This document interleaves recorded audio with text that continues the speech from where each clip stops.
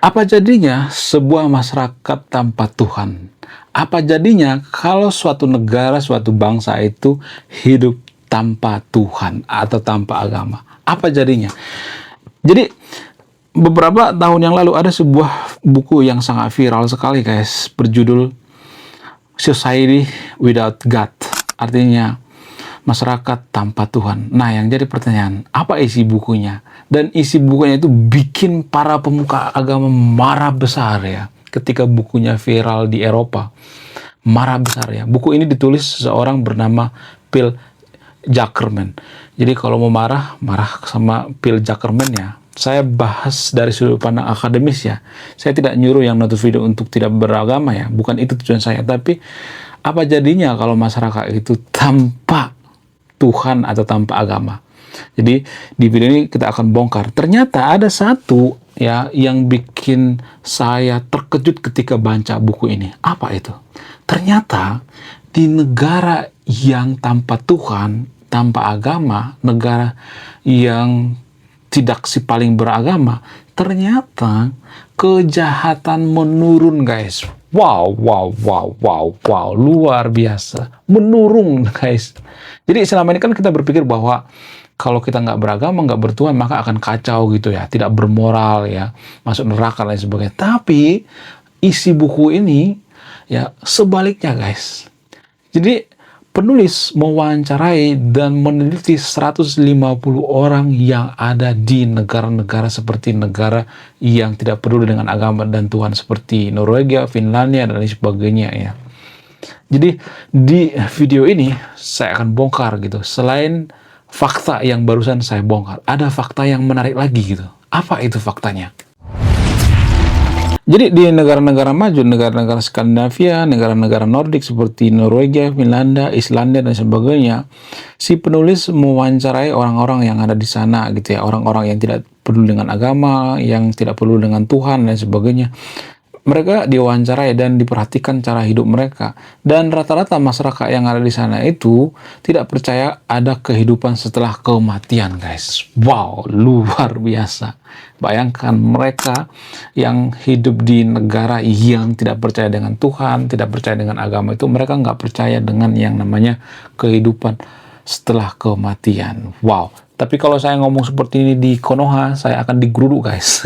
Karena apa? Karena ini sudah semacam culture atau tradisi atau pola pikir daripada warga Konoha. Namun di negara yang tidak peduli dengan Tuhan, tidak peduli dengan agama, mereka itu, kalau saya perhatikan, mereka tidak peduli dengan kehidupan setelah kematian.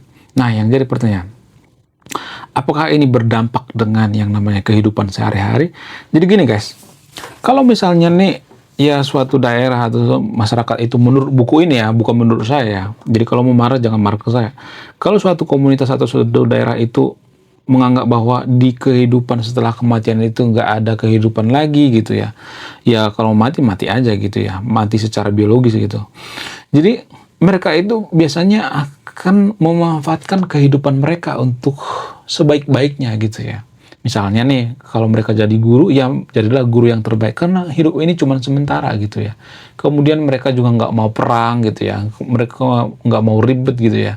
Mereka nggak mau menghabiskan waktunya untuk melakukan ritual-ritual ya. Mereka tidak menghabiskan waktunya untuk berdoa dan lain sebagainya. Mereka lebih action gitu, berusaha gitu. Itu dari sudut pandang buku ini ya, jangan marah ke saya ya. Nah, yang jadi pertanyaan, apakah korelasinya dengan yang namanya kesejahteraan gitu ya? Apa korelasinya dengan yang namanya kejujuran ya? Apa korelasinya dengan keamanan suatu negara? Jadi menurut buku ini itu justru lebih aman gitu. Kalau kita itu misalnya percaya dengan kehidupan setelah kematian itu dari sudut pandang buku ini ya, bukan dari sudut pandang saya ya. Maka biasanya seseorang itu akan mementingkan yang namanya akhirat gitu ya. Itu dari sudut pandang buku ini ya. Tapi disclaimer ya, buku ini tidak memusuhi agama ya. Nanti di akhir video nanti saya akan jelaskan juga nanti sebenarnya buku ini enggak sekontroversi yang kita pikirkan gitu ya, enggak terlalu memusuhi agama ya. Jadi kalau suatu masyarakat itu terobsesi dengan yang namanya surga gitu ya, kehidupan setelah kematian, terobsesi dengan akhirat, maka mereka itu lebih fokus dengan yang namanya mengurusi akhirat terus yang diurusi. Kalau misalnya mengatakan harus setara, harus setimpal, enggak, itu enggak bisa, guys. Jadi kalau kita mengatakan bahwa mengurusi akhirat dengan mengurusi dunia itu harus timpal, itu sama seperti kita bawa mobil sambil makan bakso gitu. Nggak bisa guys, nggak bisa. Ya, itu ibaratnya ya. Ya harus pilih salah satu gitu. Bukan berarti saya nyuruh yang terpilih untuk tidak beragama ya. Tapi kalau kita perhatikan pada faktanya, negara-negara Nordik, negara-negara Skandinavia, ya Norwegia, Islandia, Finlandia, dan sebagainya, mereka itu lebih bermoral gitu. Logikanya gini guys, kalau negara-negara Eropa itu, negara-negara Skandinavia, negara-negara Norwegia, ya Nordik dan sebagainya, kalau misalnya mereka itu nggak bermoral gitu ya, kenapa ada umat Muslim yang pergi ke sana ya kan? Kenapa mereka betah di sana? Kenapa mereka betah di Eropa, di Inggris misalnya? Kenapa mereka betah ya kan? Itu yang jadi permasalahan.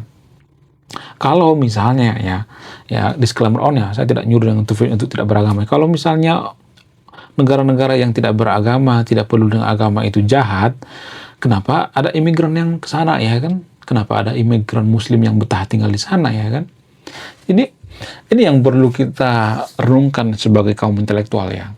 Jadi, mari kita berpikir secara rasional ya. Bukan berarti saya nyuruh yang terpilih untuk tidak beragama, tapi justru ya semakin seseorang itu tidak memikirkan akhirat, mereka lebih fokus yang namanya mengurusi yang namanya dunia gitu ya. Bukan fokus pada akhirat terus ya, mengurusi yang namanya dunia terus ya. Sehingga mereka jadi negara maju ya, mereka jujur ya.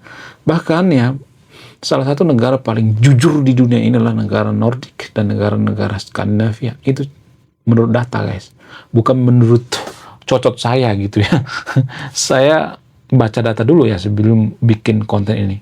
Jadi jangan terlalu berpikir negatif ya. Kalau ada orang yang mengatakan bahwa saya nggak peduli dengan agama, saya nggak peduli dengan Tuhan, jangan terlalu ini guys ya, yang terlalu wow gitu ya, nggak terlalu berpikir negatif. Justru negara-negara Skandinavia, negara-negara yang tidak peduli dengan agama itu ya mereka ya lebih bermoral kalau saya perhatikan. Kemudian masalah kejujurannya. Jadi saya nggak tahu apakah ada korelasinya atau tidak. Jadi guys, tanpa kita sadari ya, tapi disclaimer on ya, ada juga ya orang yang beragama itu jujur. Saya tidak mengatakan bahwa semua orang yang tidak beragama itu jujur ya. Tapi justru negara paling tidak jujur di dunia ini adalah negara yang beragama. Konoha salah satu negara paling tidak jujur di dunia guys. Itu menurut data. Negara paling jujur di dunia ini Finlandia, Jepang, kemudian negara-negara Nordik, negara-negara maju gitu. Itu menurut data ya. Kita harus bicara by data, bukan ngomong asal gitu ya. Ada datanya gitu.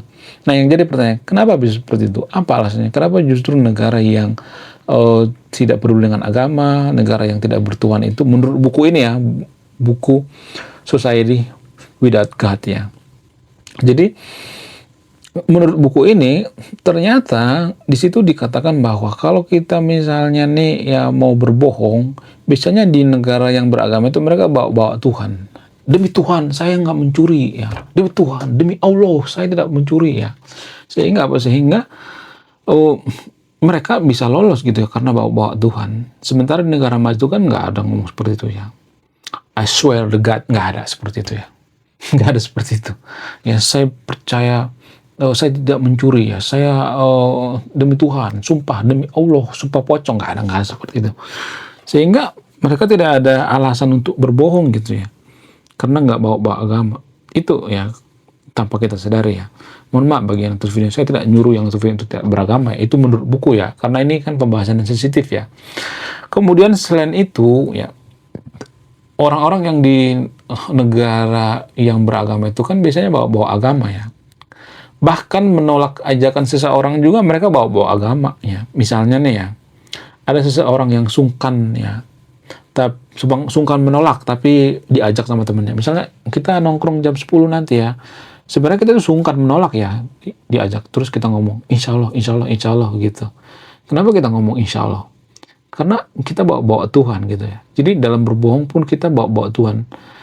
Sehingga kita nggak tegas gitu ya. Ketika kita nggak tegas, maka kita itu secara tidak langsung berbohong gitu. Dan ini sangat berbahaya guys. Berbahaya sekali. Harusnya kita ngomong apa adanya. To the point. Jadi negara yang nggak enakan, nggak to the point ya. Susahnya jadi negara maju guys. Itulah mungkin alasannya kenapa kita susah jadi negara maju ya. Kemudian sebenarnya kalau dianalisis buku ini bukan anti agama.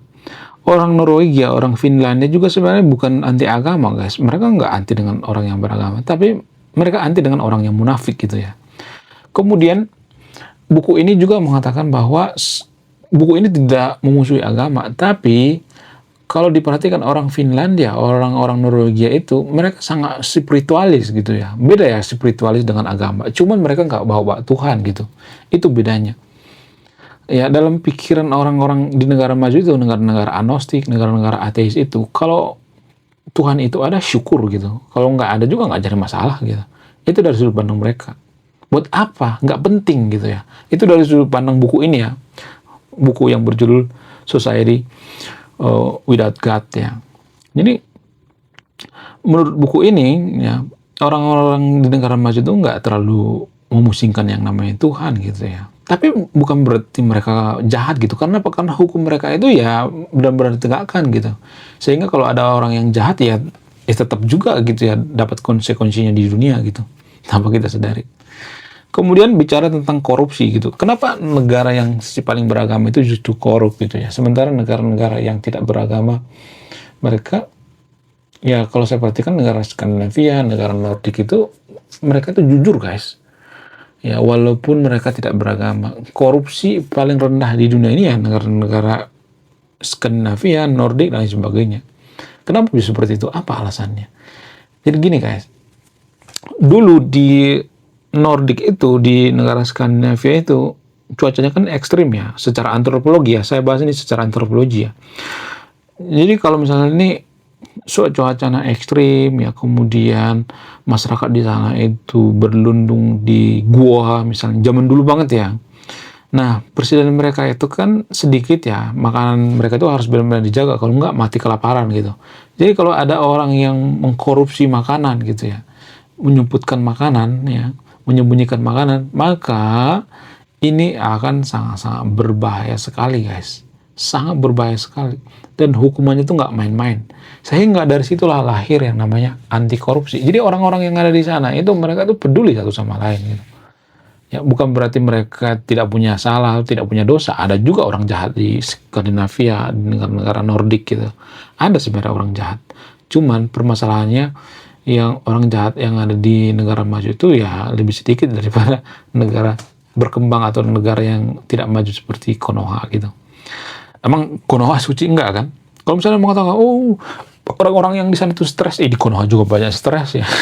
Jadi jangan seperti itu guys. Oh di sana banyak gembel ya. Nggak terlalu banyak sih gembelnya, lebih banyak di Konoha gembelnya. Jadi itu kan alasan-alasan basi daripada warga Konoha kalau saya perhatikan. Menurut kalian gimana? Apakah kalian setuju dengan buku Society Without God ini? Tapi disclaimer on ya, buku ini tidak memusuhi agama ya, tidak melarang untuk beragama ya, tapi ya ada penelitian berdasarkan penulis buku yang sangat luar biasa bernama Phil Zuckerman. Menurut kalian gimana? Apa tanggapan Anda? Saya tidak mendoktrin yang untuk video ini ya. Kalau misalnya Anda bantah-bantah pakai data, nggak ada masalah. Kita bantah-bantahan gitu. Jangan saling menghujat ya guys ya. Oke, sekian video ini. Terima kasih sudah menonton. Saya kaum intelektual. Salam rasional.